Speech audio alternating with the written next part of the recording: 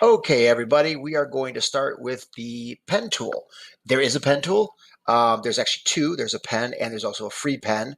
The free pen's very simple. You click here and you actually just draw and it gives you an organic shape.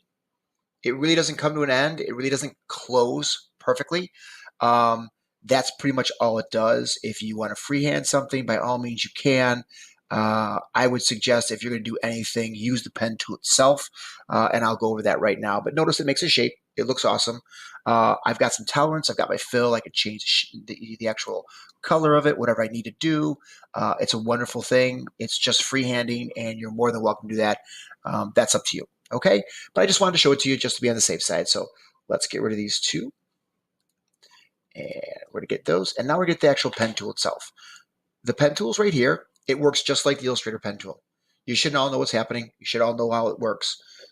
So it's a matter of clicking once, clicking twice, straight line, click it again, and of course we'll come back to the end and click it. And as you can see, I've got my skewed square. I'm able to come to a pen with the pen tool and click on a point, and I can actually change. It's a little wonky. I'm still trying to get used to it, but it will change the actual point where it goes.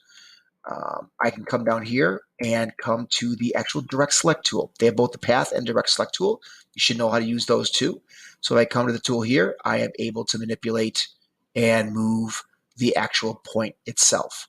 Those are all relatively simple. You should know those through Illustrator. I'm not going to go over too great detail. So there you go. They have a pen tool. You may want to use this in our next project when I present it to you after these first 3 days of just showing you the tools. Okay. So let's go over here. Let's get rid of this. And last but not least, you have our shape tool. And I'll pop this down here. Notice I have rectangle, ellipse, line, parametric shape, which is awesome. You should know the other rectangle, ellipse, everything like that. You hold the shift button. It makes it perfect. I'll just show you really quick. We'll just do the ellipse really quick. If I do it, of course, I have an ellipse. If I hold the shift button, yes, it makes a perfect circle. Everything applies that we've learned in Illustrator. It works out really well. I'm glad that we had this basis right now of all this. And I love how that Illustrator and Photoshop, and this is the same in Photoshop, they are starting to cross paths or cross platforms. But the cool two are, we got our parametric, and I click up here. You're going to notice up here I have my fill, I have a stroke, everything's good. It's a polygon, it's a star, it's an arrow, or a spiral. And see, if I go to a star, I can change the sides. I can do all kinds of cool things. You should know how to do these things. I can put on as many sides as I want to, and I can even radius the corners on whatever I want. You should know these things. Of course, the higher the radius, the more rounded the corners are going to be. So if I do a polygon and let's say pixels, or let's say 10, notice when I draw it, it has some rounded corners. The radius is pretty small. Let's make it, say, 50.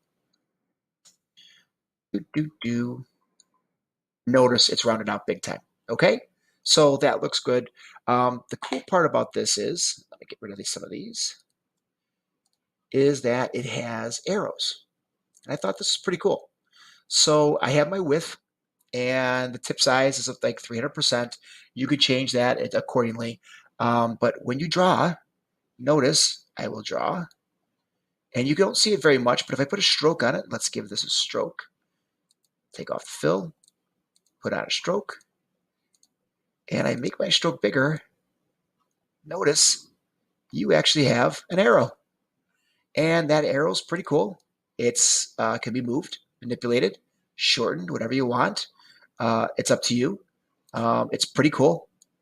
Make it larger, bigger. Up. I'm kind of bastardizing it right here now, but I want you to play with that. I just learned about that one within the last hour or two while I'm going through all these processes for you.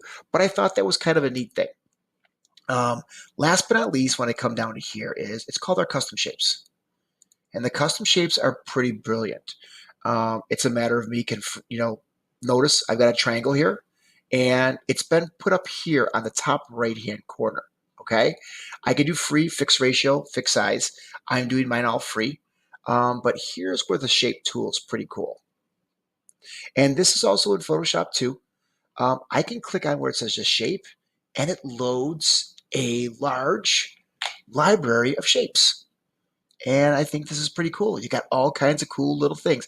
Mostly they look like they are international symbols.